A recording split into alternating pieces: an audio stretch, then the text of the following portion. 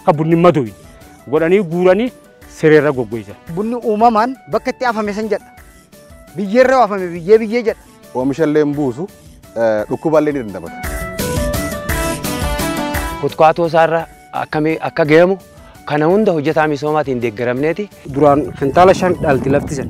Isa kana sirriitti qabannee yooniif kan deemnu taate jiruuf jireenya hawaasichaa jijjiiruu dandeenya.